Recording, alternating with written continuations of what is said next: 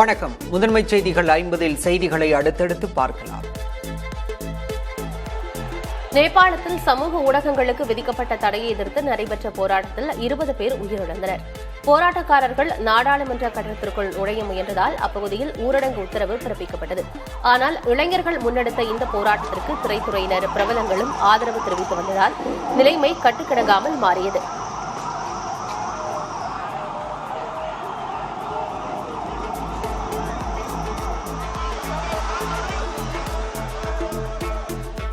கடும் போராட்டங்கள் மற்றும் வன்முறைக்கு பிறகு நேபாள அரசாங்கம் சமூக ஊடகங்களுக்கான தடையை நீக்குவதாக அறிவித்தது. நேபாளத்தில் அரசின் விதிமுறைகளுக்கு உட்பட்டு அனைத்து சமூக வலைதள நிறுவனங்களும் பதிவு செய்ய வேண்டும் என பிரதமர் KP சர்மா ஒலி அறிவித்தார். 7 நாட்கள் கெடுவிற்கு பிறகு பதிவு செய்யப்படாத 26 சமூக வலைதளங்களுக்கு தடை விதிக்கப்பட்டது. ஏற்கனவே நாட்டில் லஞ்சம், ஊழல் தலைவிரித்து ஆடுவதாக மக்கள் கடும் அதிருப்தியில் இருந்த நிலையில் சமூக வலைதளங்கள் மீதான தடை மேலும் கொந்தளிப்பை ஏற்படுத்தியது. நேபாளத்தில் சமூக வலைதளங்கள் மீதான தடை நீக்கப்பட்டதால் போராட்டங்களை கைவிட அந்நாட்டு அரசு கோரிக்கை விடுத்துள்ளது. மக்களின் போராட்டம் கைமீறி சென்றுவிட்ட நிலையில் நேபாள தகவல் தொடர்பு மற்றும் தொழில்நுட்பத்துறை அமைச்சர் பிருத்வி சுப்பா குரும் சமூக ஊடகங்களுக்கான தடையை நீக்கிவிட்டதாக அறிவித்தார். மேலும் இளைஞர்களின் கோரிக்கைகளை ஏற்று சமூக ஊடகங்கள் திறக்கப்பட்டுள்ளதாகவும் போராட்டங்களை நிறுத்தும்படி இளைஞர்களுக்கு வேண்டுகோளும் விடுத்தார். குடியரசு துணைத் தலைவர் தேர்தல் டெல்லியில் இன்று நடைபெறுகிறது. குடியரசு துணைத் தலைவராக இருந்த ஜெகதீப் தங்கர் ராஜினாமா செய்ததை தொடர்ந்து அந்த இடத்தை நிரப்ப தேர்தல் நடைபெற உள்ளது. இதில் ஆளும் பாஜக கூட்டணி சார்பில் தமிழகத்தைச் சேர்ந்த CP ராதாகிருஷ்ணனும், இந்தியா கூட்டணி சார்பில் சுதர்சன் ரெட்டியும் போட்டியிடுகின்றனர். வாக்குப்பதிவு நாடாளுமன்றத்தில் உள்ள ஓர் அறையில் காலை 10 மணிக்கு தொடங்கி மாலை 5 மணி வரை நடைபெற உள்ளது. இதில் நாடாளுமன்ற, மக்களவை மற்றும் மாநிலங்களவை உறுப்பினர்கள் 781 பேர் வாக்களிக்க உள்ளனர். குடியரசு துணைத் தலைவர் தேர்தலை புறக்கணிப்பதாக பாரத் ராஷ்டிரிய சமிதி கட்சி தெரிவித்துள்ளது. இக்கட்சிக்கு நாடாளுமன்றத்தில் 4 உறுப்பினர்கள் உள்ளனர். ஆனால் பிஜு ஜனதா தள கட்சி யாருக்கு ஆதரவு என்பதில் இன்னும் ஊசலாட்டத்துடன் உள்ளதாக கூறப்படுகிறது. இக்கட்சியும் தேர்தலை புறக்கணிப்பதாக தகவல்கள் வெளியாகியிருந்தாலும் அது குறித்த அதிகாரப்பூர்வமாக அறிவிப்பு வெளியாகவில்லை. இக்கட்சிக்கு நாடாளுமன்றத்தில் 7 உறுப்பினர்கள் உள்ளனர். ஜெர்மனி இங்கிலாந்து பயணம் மிகப்பெரிய வெற்றி பயணமாக அமைந்துள்ளதாக முதல்வர் MK ஸ்டாலின் மகிழ்ச்சி தெரிவித்துள்ளார். வெளிநாட்டு பயணத்தை முடித்துக் கொண்டு சென்னை திரும்பிய முதல்வரை துணை முதல்வர், அமைச்சர்கள் உள்ளிட்டோர் உற்சாகமாக வரவேற்றனர். இதனைத் தொடர்ந்து செய்தியாளர்களை சந்தித்த முதல்வர் ஸ்டாலின், ஜெர்மனி இங்கிலாந்து பயணத்தின் மூலம் 15,516 கோடி ரூபாய் மதிப்பிலான முதலீடுகளுக்கு 33 புரிந்துணர்வு ஒப்பந்தங்கள் கையெழுத்தானதாக தெரிவித்தார். சிஎன் ரைசிங் ஐரோப்பா முதலீட்டு சந்திப்புகளின் போது 15,516 கோடி ரூபாய் முதலீடுகள் ஈர்க்கப்பட்டுள்ளதாக தமிழக அரசு அறிவித்துள்ளது. இதன் மூலம் 17,613 பேருக்கு வேலைவாய்ப்புகள் கிடைக்கும் எனவும் தெரிவிக்கப்பட்டுள்ளது. அதன்படி இந்துஜா குழுமத்துடன் 7,500 கோடி ரூபாய் முதலீட்டிற்கான புரிந்துணர்வு ஒப்பந்தம் மேற்கொள்ளப்பட்டுள்ளதாக தெரிவிக்கப்பட்டுள்ளது. ஜெர்மனியின் நார்பிரமிஸ் நிறுவனத்துடன் 2,000 கோடி ரூபாய் மதிப்பீட்டில் புரிந்துணர்வு ஒப்பந்தம் மேற்கொள்ளப்பட்டுள்ளது. 2026 சட்டமன்ற தேர்தலில் 210 தொகுதிகளுக்கு மேல் அதிமுக கூட்டணி வெல்லும் என அக்கட்சியின் பொதுச் செயலாளர் பழனிசாமி நம்பிக்கையுடன் கூறியுள்ளார். PTI செய்தி நிறுவனத்திற்கு அளித்த பேட்டியில் அதிமுக, திமுக இடையேதான் போட்டி என்றும் திட்டவட்டமாக குறிப்பிட்டார். அதிமுகவை தமிழ்நாடு மக்கள் விரைவில் ஆம்புலன்ஸ் வண்டியில் ஏற்றி அனுப்புவார்கள் என்று துணை முதலமைச்சர் உதயநிதி ஸ்டாலின் கூறியுள்ளார். சென்னை சைதாப்பேட்டை அரசு மருத்துவமனையில் புதிய கட்டடத்தை உதயநிதி திறந்து வைத்தார். திறப்பு விழாவில் பேசிய அவர், அதிமுக பொதுச் செயலாளர் எடப்பாடி பழனிசாமியின் பிரச்சார நிகழ்ச்சியில் ஆம்புலன்ஸ் தடுத்து நிறுத்தப்பட்டதை விமர்சித்தார். திமுகவுக்கு மக்கள் வெண்டிலேட்டர் வைத்து விட்டார்கள் என அதிமுக பொதுச் செயலாளர் எடப்பாடி பழனிசாமி விமர்சித்துள்ளார். கள்ளக்குறிச்சி மாவட்டம் திருக்கோவிலூரில் நடைபெற்ற நிகழ்ச்சியில் பேசிய அவர், அதிமுக ஐசியூவில் இருப்பதாக விமர்சித்த துணை முதல்வர் உதயநிதி ஸ்டாலினுக்கு பதில் அளித்துள்ளார். அதிமுகவுக்கு ஒரு காலத்திலும் ஆம்புலன்ஸில் செல்லும் நிலை வராது எனவும் பழனிசாமி திட்டவட்டமாக தெரிவித்தார். சிறிய கட்சி, பெரிய கட்சி என்பது முக்கியமல்ல, கூட்டணிதான் முக்கியம் என நயினார் நாகேந்திரன் தெரிவித்தார். தற்போதைய கூட்டணியை உருவாக்கியவர் அமித்ஷா என்றும் தேசிய தலைமை எடுக்கும் முடிவை தங்களால் தடுக்க முடியாது எனவும் அவர் கூறியுள்ளார். தனக்கும் TTV தினகரனுக்கும் தனிப்பட்ட விதத்தில் பிரச்சனை இல்லை எனவும் நயினார் நாகேந்திரன் தெரிவித்தார். ஈரோடு மேற்கு மாவட்ட அதிமுக செயலாளராக நியமிக்கப்பட்ட ஏ.கே. செல்வராஜுக்கு அதிமுக நிர்வாகிகள் பலர் நேரில் சந்தித்து ஆதரவு தெரிவித்தனர். அதிமுக மூத்த தலைவர் செங்கோட்டையன் வகித்த கட்சி பொறுப்பை பறித்த பழனிசாமி அந்த பதவிக்கு மேட்டுப்பாளையம் தொகுதி சட்டமன்ற உறுப்பினர் ஏ.கே. செல்வராஜை நியமித்தார். இதையடுத்து செங்கோட்டையன் ஆதரவாளர் என கூறப்பட்ட எம்எல்ஏ பண்ணாரி திடீர் திருப்பமாக ஏ.கே. செல்வராஜை சந்தித்து வாழ்த்து தெரிவித்தார். அதிமுக பொதுச் செயலாளர் பழனிசாமி பக்கம் துணை நிற்போம் என்றும் அவர் கூறினார். மல்லை சத்யாவை மதிமுகவின் அடிப்படை உறுப்பினர் பொறுப்பிலிருந்து நிரந்தரமாக நீக்குவதாக கட்சியின் பொதுச் செயலாளர் வைகோ அறிவித்துள்ளார். அவர் வெளியிட்டிருக்கும் அறிக்கையில் மல்லை சத்யா மீதான குற்றச்சாட்டுகளுக்கு அவர் பதிலளிக்கவில்லை என்றும், மேலும் அவர் அளித்த விளக்கம் ஒழுங்கு நடவடிக்கைகளை கைவிடும் வகையில் இல்லை என்றும் குறிப்பிட்டிருக்கிறார். மல்லை சத்யா கட்சி விரோத நடவடிக்கைகளில் ஈடுபட்டுள்ளது உறுதி செய்யப்பட்டுள்ளது எனவும் வைகோ தெரிவித்துள்ளார். மதிமுக தற்போது மகன் திமுகவாக மாறிவிட்டதாக அக்கட்சியிலிருந்து நீக்கப்பட்ட மல்லை சத்யா விமர்சித்துள்ளார். மதிமுகவின் முதன்மை செயலாளர் துரை வைகோவுக்கும் துணை பொதுச் செயலாளராக இருந்த மல்லை சத்யாவுக்கும் இடையே கருத்து வேறுபாடு நிலவி வந்த நிலையில் கட்சியிலிருந்து மல்லை சத்யா நீக்கப்பட்டுள்ளார். இது எதிர்பார்த்த ஒன்றுதான் என கூறியுள்ள அவர் காஞ்சிபுரத்தில் ஆதரவாளர்களுக்கு இனிப்புகள் வழங்கி கொண்டாடினார். இது தொடர்பாக செய்தியாளர்களிடம் பேசிய அவர் அனைத்து மாவட்ட செயலாளர்களுக்கும் தங்களுக்கு ஆதரவாகவே இருப்பதாகவும் புதிய கட்சி தொடங்குவது குறித்து வரும் 15ஆம் தேதி முடிவெடுக்கப்படும் எனவும் தெரிவித்தார். ஆசிரியர் தகுதி தேர்வுக்கு விண்ணப்பம் செய்வதற்கான காலக்கெடு வரும் 10ஆம் தேதி வரை நீட்டிக்கப்பட்டுள்ளது. முன்னரே அறிவித்தபடி டெட் தேர்வுக்கு விண்ணப்பம் செய்வதற்கான காலக்கெடு மாலை 5 மணியுடன் முடிவடைந்தது. ஒரே நேரத்தில் பலர் ஆன்லைன் வழியாக விண்ணப்பம் செய்ததால் ஆசிரியர் தேர்வு வாரியத்தின் இணையதளம் முடங்கியது. எனவே விண்ணப்பம் செய்வதற்கு வசதியாக காலக்கெடுவை நீடிக்க வேண்டும் என தேர்வர்கள் கோரிக்கை விடுத்தனர். இதையடுத்து வரும் 10ஆம் தேதி வரை காலக்கெடு நீட்டிக்கப்பட்டுள்ளது. ஆதார் அடையாள அட்டையை 12வது ஆவணமாக ஏற்க வேண்டும் என தேர்தல் ஆணையத்திற்கு உச்சநீதிமன்றம் உத்தரவிட்டுள்ளது. பீகார் சிறப்பு வாக்காளர் பட்டியல் திருத்தத்திற்கு எதிராக தொடரப்பட்ட வழக்குகள் உச்சநீதிமன்றத்தில் விசாரணைக்கு வந்தன. அப்போது மனுதாரர் சார்பில் ஆஜரான மூத்த வழக்கறிஞர் கபில் சிபல் தேர்தல் ஆணையம் கூறியுள்ள 11 ஆவணங்களை மட்டுமே பெற முடியும் என பிடிவாதமாக இருப்பதாகவும் நீதிமன்றம் கூறியும் ஆதார் எண்ணை ஏற்க மறுப்பதாகவும் முறையிட்டார். தொடர்ந்து ஆதார் அட்டையை 12வது ஆவணமாக ஏற்க தேர்தல் ஆணையத்திற்கு நீதிபதிகள் உத்தரவிட்டனர். தமிழ்நாடு உள்ளிட்ட 5 மாநிலங்களில் வாக்காளர் பட்டியல் சிறப்பு தீவிர திருத்தத்தை மேற்கொள்ள உத்தரவிடக் கோரி தொடர்ந்த வழக்கில் தமிழக அரசு மற்றும் பிற மாநில அரசுகள் பதிலளிக்க உச்சநீதிமன்றம் நோட்டீஸ் அனுப்ப தேர்தல் ஆணையத்திற்கு உத்தரவிடப்பட்டுள்ளது. பாஜக வழக்கறிஞர் அஸ்வினி குமார் பாத்தியாய் தொடர்ந்த வழக்கில் இந்த உத்தரவு பிறப்பிக்கப்பட்டுள்ளது. யமுனை நதியில் வெள்ளப்பெருக்கு ஏற்பட்டுள்ளதால் தாஜ்மஹாலின் சுற்றுச்சுவரை தொட்டுச் செல்லும் அளவிற்கு நீர்மட்டம் உயர்ந்தது. அண்டை மாநிலங்களில் பெய்து வரும் தொடர் கனமழையால் யமுனை ஆற்றில் நீர்வரத்து தொடர்ந்து அதிகரித்து வருகிறது. அபாய அளவை தாண்டி நீர்மட்டம் உயர்ந்த நிலையில் தாஜ்மஹாலின் சுவரை நீர்மட்டம் எட்டியது. இதுபோன்ற சூழ்நிலைகளை தாங்கும் வகையில் தாஜ்மஹால் வடிவமைக்கப்பட்டுள்ளதால் அதற்கு எந்த சேதமும் ஏற்படாது என கூறப்படுகிறது. உத்தராகண்ட் மாநிலம் உத்தரகாசி மாவட்டத்தில் கனமழை நின்ற பிறகும் கடும் நிலச்சரிவு ஏற்பட்டுள்ளது. நிலச்சரிவால் சாலைகள் முற்றிலுமாக மூடப்பட்டதால் போக்குவரத்து கடுமையாக பாதிக்கப்பட்டுள்ளது. தொடர் மழையால் மண் மற்றும் பாறைகள் வலுவிழந்த நிலையில் மழை நின்ற பிறகும் நிலச்சரிவு ஏற்பட்டுள்ளதாக புவியியல் வல்லுநர்கள் எச்சரித்துள்ளனர். இந்த சம்பவத்தில் உயிர் சேதம் குறித்த தகவல்கள் எதுவும் வெளியாகவில்லை.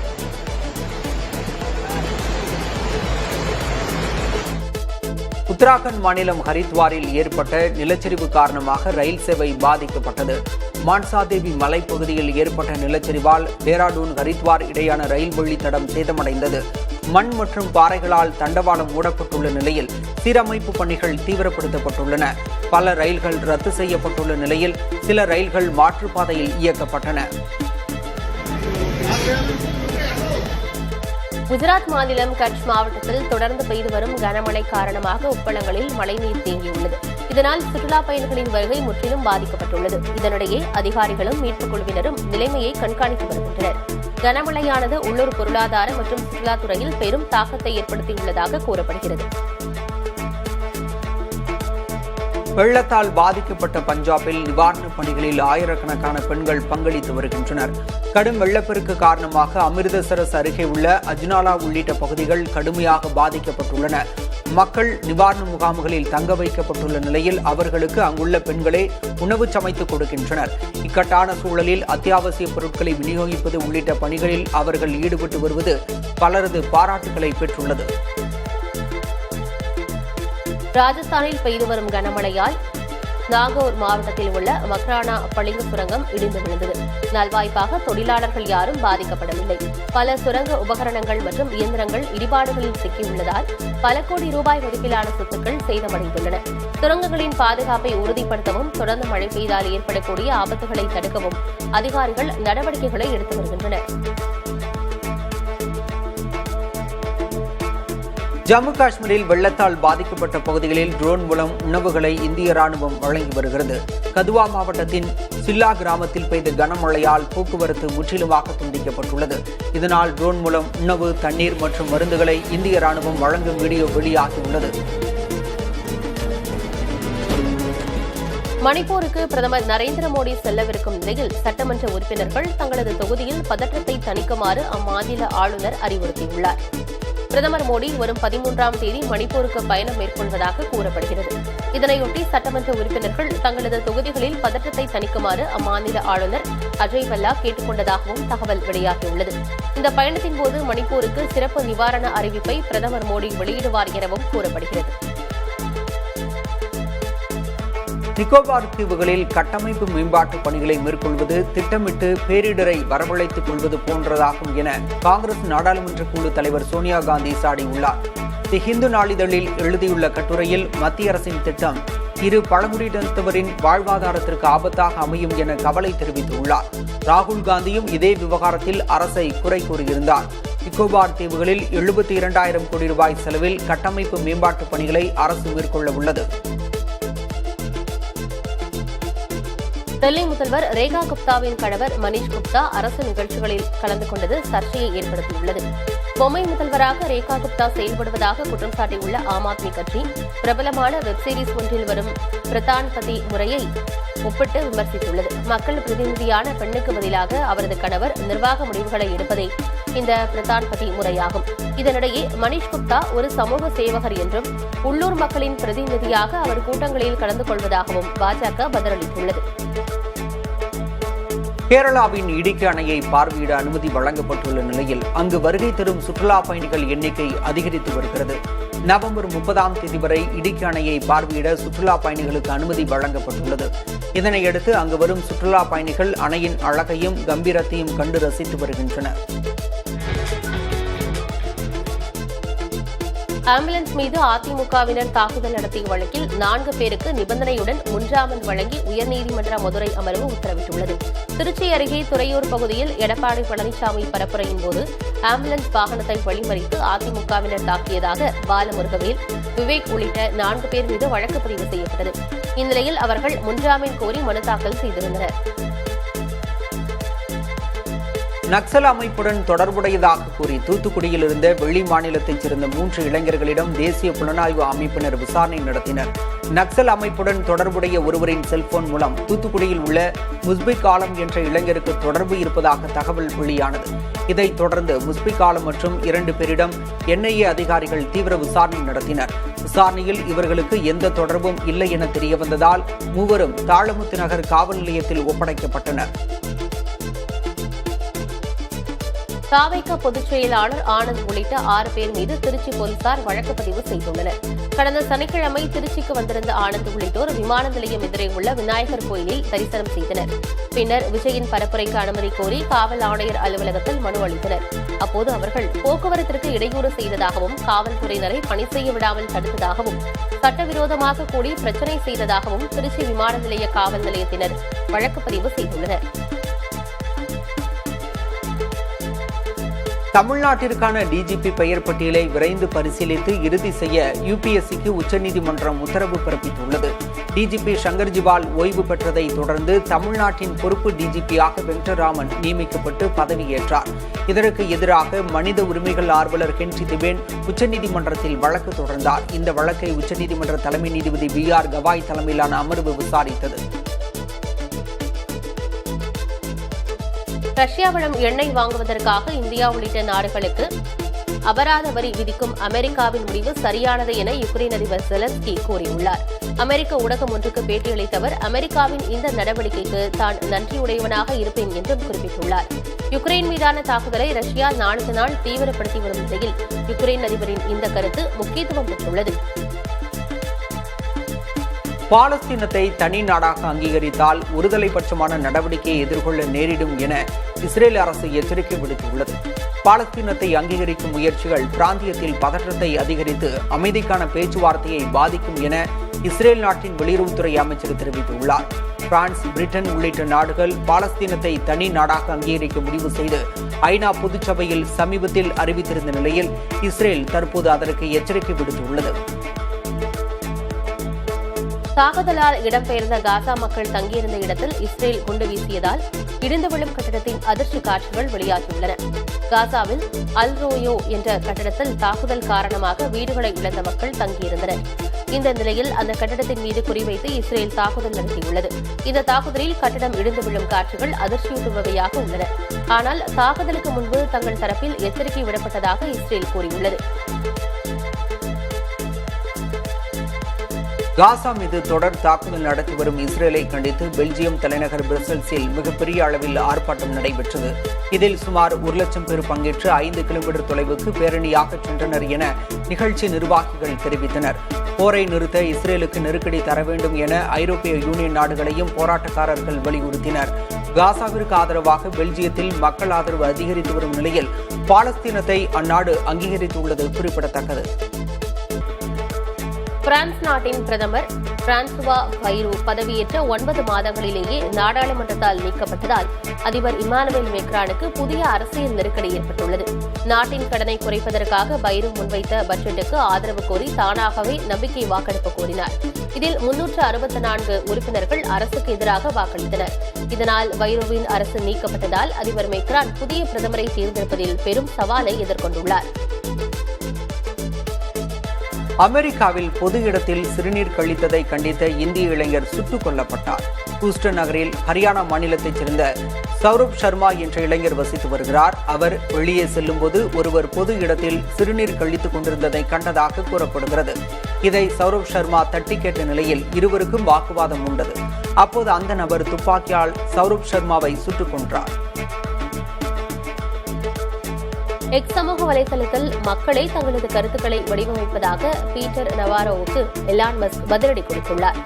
இந்தியா ரஷ்யா எண்ணெய் வர்த்தக உறவில் அமெரிக்காவுக்கு எதிரான பல்வேறு உள்நோக்கம் கொண்ட கருத்துக்களை எக்ஸ் சமூக வலைதளம் வழியாக பரப்ப எலான் மஸ்க் அனுமதிப்பதாக குற்றம் சாட்டியிருந்தார். இதற்கு பதிலடி தரும் வகையில் பதிவிட்டுள்ள எலான் மஸ்க் தனது சமூக வலைதளத்தில் மக்களே தங்களது கருத்துக்களை தீர்மானிப்பதாகவும் அதையும் மீறி போலி தகவல்கள் பரப்பப்பட்டால் அவை குரோக் AI மூலம் சரிபார்க்கப்பட்டு வருவதாகவும் குறிப்பிட்டிருக்கிறார். மிகுந்த எதிர்பார்ப்புக்கு மத்தியில் தொடங்கும் ஆசிய கோப்பை கிரிக்கெட்டின் முதல் ஆட்டத்தில் ஆப்கானிஸ்தான், ஹாங்காங் அணிகள் பலப்பரீட்சை நடத்துகின்றன. அபுதாபியில் உள்ள ஷேக் சயீத் மைதானத்தில் நடைபெறும் இந்த போட்டி இன்று இரவு 8 மணிக்கு தொடங்குகிறது. இவ்விரு அணிகளும் இதுவரை 6 T20 போட்டிகளில் மோதியுள்ளன. இதில் ஆப்கானிஸ்தான் 4 வெற்றிகளையும் ஹாங்காங் 2 வெற்றிகளையும் பெற்றுள்ளது. ஆசிய கோப்பையில் இந்திய அணி வெற்றி பெற பந்துவீச்சாளர்களின் பங்கு அவசியம் என முன்னாள் பயிற்சியாளர் பரத் அருண் தெரிவித்துள்ளார். குறிப்பாக வேகப்பந்து வீச்சாளர் ஹர்ஷ்தீப் சிங் தனது திறமையை மேம்படுத்த வேண்டும் என அவர் கூறியுள்ளார். மேலும் ஜஸ்பிரீத் பும்ரா மற்றும் குல்தீப் யாதவ் போன்ற அனுபவ வீரர்களை அணி அதிகம் சார்ந்திருப்பதாகவும் அவர் குறிப்பிட்டார். ஆடுகளத்தின் தன்மை சாதகமாக இருந்தால் 3 சுழற்பந்து வீச்சாளர்களை களமிறக்கலாம் எனவும் அவர் ஆலோசனை வழங்கியுள்ளார். தமிழ்நாட்டில் நடைபெறும் ஜூனியர் ஹாக்கி உலகக்கோப்பை தொடருக்கான அட்டவணையை துணை முதல்வர் உதயநிதி ஸ்டாலின் வெளியிட்டார். ஜூனியர் ஹாக்கி உலகக்கோப்பை தொடர் சென்னை மற்றும் மதுரையில் நடைபெறவுள்ளது. நவம்பர் 28ஆம் தேதி முதல் டிசம்பர் 10ஆம் தேதி வரை 72 போட்டிகள் நடைபெறுகின்றன. இந்த போட்டித் தொடருக்கான அட்டவணையை துணை முதல்வர் உதயநிதி ஸ்டாலின் தொடங்கி வைத்தார். நிகழ்ச்சியில் உரையாற்றிய அவர் 2026ஆம் ஆண்டு நடைபெறவுள்ள ஹாக்கி உலகக்கோப்பையை இந்திய அணி வெல்லும் என நம்பிக்கை தெரிவித்தார். காஃபா கோப்பை கால்பந்து தொடரில் இந்திய அணி வெண்கலப் பதக்கம் வென்றது. தஜிகிஸ்தானில் நடைபெற்ற 3வது இடத்துக்கான போட்டியில் தரவரிசையில் முன்னிலையில் இருந்த ஓமன் அணியை பெனால்டி ஷூட் அவுட்டில் 3-2 என்ற கோல் கணக்கில் இந்திய அணி வீழ்த்தியது. போட்டியின் 80வது நிமிடத்தில் உதந்தா சிங் குமாம் கோல் அடித்து சமன் செய்தார். Goal keeper Gurpreet Singh Sandhu Oman அணியின் கடைசி பெனால்டியை தடுத்து இந்தியாவின் வெற்றியை உறுதி செய்தார்.